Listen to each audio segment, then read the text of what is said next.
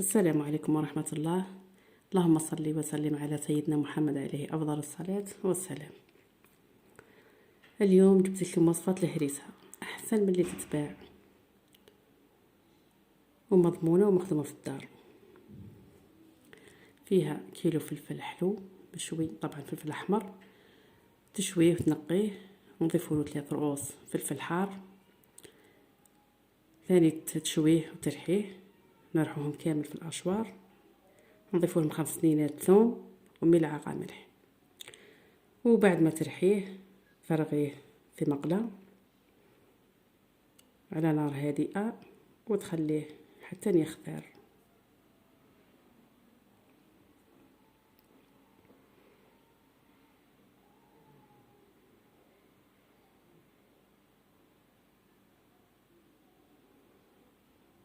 هنا على النار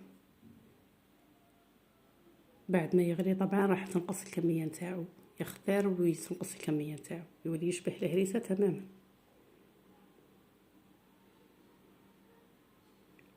وينشف من الماء مع التحريك طبعا، وبعد ما تنحيها من فوق النار وتبرد نضيفوا لها ملعقة تاع كمون،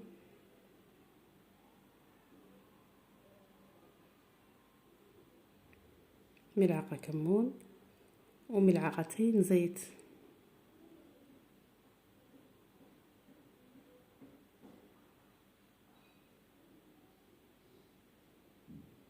شوفوا القوام تاعها جات مثل الهريسة اللي تتباع تماما.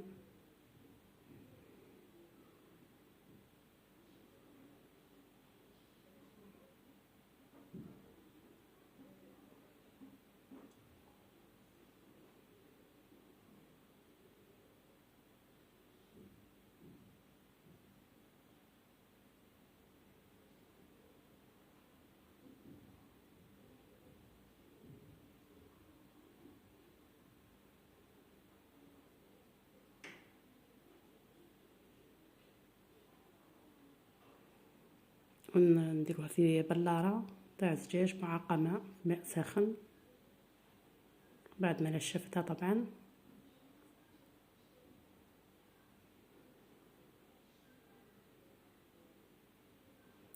ونضيف لها ملعقة زيت،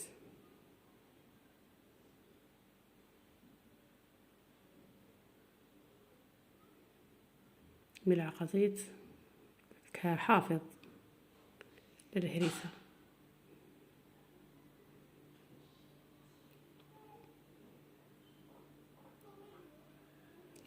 وهنايا محاج بطيبتهم وضفت لهم الهريسة المنزلية، جاو روعة في الذوق.